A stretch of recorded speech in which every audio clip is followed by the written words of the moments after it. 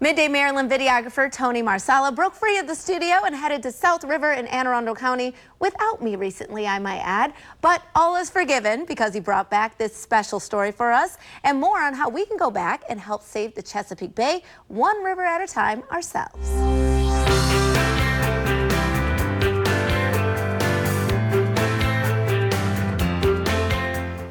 Hey, Tony here.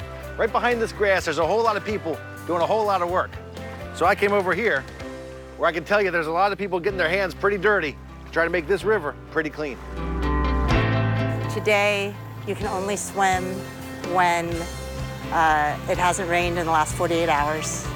And you can only fish in the top half of the river because there's no oxygen in the bottom portions of the river. Like a Lorax for the river, Arundel Rivers Federation spoke for the water and called in some help.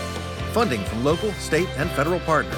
Legwork from the Coastal Conservation Association of Maryland, the Chesapeake Bay Foundation, even Seahawks Saving Shorelines? It's like getting a bunch of people together to hang out, but you're also being productive at the same time. Alexi Parmalee started Seahawks Saving Shorelines, an environmental club at South River High School, as a sophomore, after seeing how a true living shoreline transformed his own backyard.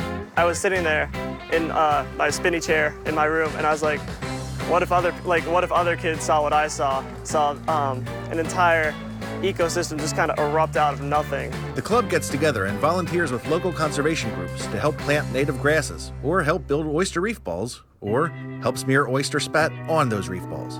And this project, right here in the South River, is combining all of those conservation efforts into a first-of-its-kind shoreline restoration. A breakwater, which you can see down there as there's large stone structures, they do break up the wave action, but the habitat value isn't necessarily there. With the reef balls, they're doing the same thing, breaking up the wave action, but there's room for oysters to grow, the fish, the crabs, they're all through there. If you walk the shoreline right now, you can see all the fish and crabs in there. It's pretty incredible. On a project that's not even complete, the habitat is already improving. Oyster reef balls deployed by the Chesapeake Bay Foundation to help filter the water, to help stop erosion, to bring life to a river full of dead zones.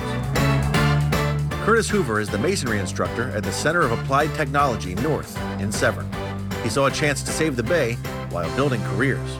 Every freshman that comes through my program throughout the year will be a part of making one or two or maybe even three of these. You can tell if a future mason from one of Curtis's classes built a reef ball by looking for the school logo on top. And you can have your own student, or your whole family for that matter, get in on the action. Seahawks Saving Shorelines has an Instagram page. You don't even have to go to South River High to volunteer with them. And Arundel Rivers Federation, well, they host several events where volunteers can help throughout the year. The next one is planting grasses, coming up at the end of September. Just go to their website at arundelrivers.org to find out more.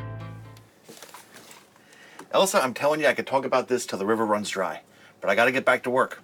Have fun. Thanks so much, Tony, and we will be right back right after this. Stay tuned.